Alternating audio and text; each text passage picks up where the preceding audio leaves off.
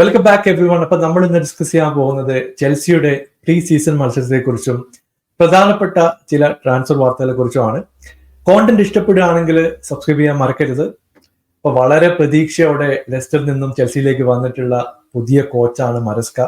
അപ്പൊ പുള്ളി ഒരു നല്ല ചേഞ്ച് ചെൽസിയിൽ കൊണ്ടുവരും, ഒരു പോസിറ്റീവ് മൊമെന്റോ ഒക്കെ ഉണ്ടാവും എന്നൊക്കെ ചെൽസി ഫാൻസ് നല്ല രീതിയിൽ തന്നെ എക്സ്പെക്ട് ചെയ്യുന്നുണ്ടായിരുന്നു. പക്ഷേ ഇന്ന് സെൽറ്റിക്കുമായിട്ട് ഒരു പ്രീ സീസൺ മത്സരം ഉണ്ടായിരുന്നു. എന്റെ പൊന്നോ, ഹൊറർ ഷോ എന്നൊക്കെ പറഞ്ഞാൽ പറയാതിരിക്കാൻ വയ്യ. കാരണം സെൽറ്റിക്ക് പലപ്പോഴും അറ്റാക്കിൽ ഒരു സെക്കൻഡ് ഗിയറിന് അപ്പുറം പോയിരുന്നില്ല എന്നാണ് എനിക്ക് തോന്നിയത്. എന്നിട്ട് പോലും അവർ 4-1 ഇന്ന് ജയിച്ചത്.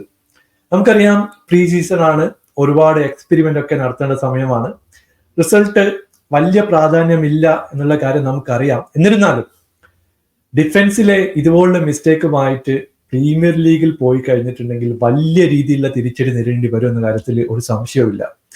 കാരണം സെൽറ്റിക്കിന്റെ പ്ലെയർ സിമ്പിൾ ആയിട്ട് ഒരു 1-2 പാസ് എടുക്കുന്നു, കയറി പോകുന്നു, 4-5 ഷോട്ട് ടാർഗറ്റിലേക്ക് എത്തി. ഇപ്പൊ സാഞ്ചസിനെ പോലുള്ള ഗോൾ കീപ്പറിൽ നിന്നും നമ്മള് ബ്ലോക്ക് ഒക്കെ പ്രതീക്ഷിച്ചു, പക്ഷെ ഒന്നും ചെയ്യാൻ പുള്ളിക്ക് പറ്റിയില്ല.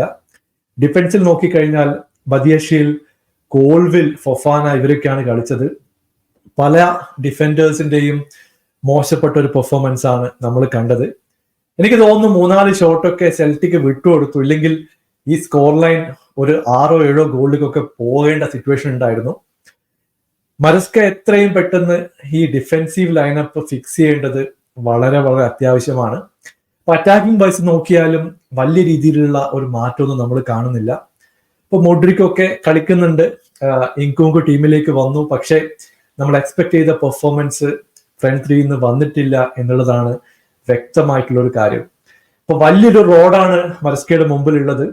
ഇപ്പൊ സോഷ്യൽ മീഡിയ നോക്കിക്കഴിഞ്ഞിട്ടുണ്ടെങ്കിൽ ഇപ്പൊ തന്നെ നെഗറ്റീവ് കമന്റ്സും പ്രശ്നങ്ങളൊക്കെ ഈ ഒരു മത്സരത്തിന് ശേഷം തുടങ്ങിക്കഴിഞ്ഞു. ഇപ്പൊ ചെൽസിയും ടോഡ് ബോളിക്കും ഇതൊരു മറ്റൊരു തലവേദനയിലേക്ക് പോകുമോ എന്നുള്ളതാണ് നമുക്ക് ആലോചിക്കേണ്ട ഒരു പ്രധാനപ്പെട്ട കാര്യം. മറ്റു ചില ട്രാൻസ്ഫർ ന്യൂസിനെ കുറിച്ചാണ് നമ്മൾ ഡിസ്കസ് ചെയ്യുന്നത്. ഇപ്പൊ ജാൻ നവാസിന്റെ കാര്യം നമുക്കറിയാം, PSG ഒരു വലിയ രീതിയിലുള്ള നെഗോസിയേഷൻ നടന്നുകൊണ്ടിരിക്കുകയായിരുന്നു. 70 മില്യന്റെ ഒരു പാക്കേജ് ഏതാണ്ട് ഫൈനൽ ആയി എന്നാണ് നമുക്ക് പറയാൻ സാധിക്കുന്നത്. ഫബ്രീസിയോ റൊമാനോ ഒക്കെ ഇത് കൺഫേം ചെയ്തിട്ടുണ്ട്. ഇത് ശരിയാണെങ്കിൽ അടുത്ത ആഴ്ച തന്നെ നമുക്കൊരു ഹിയർ വി ഗോ പ്രതീക്ഷിക്കാം.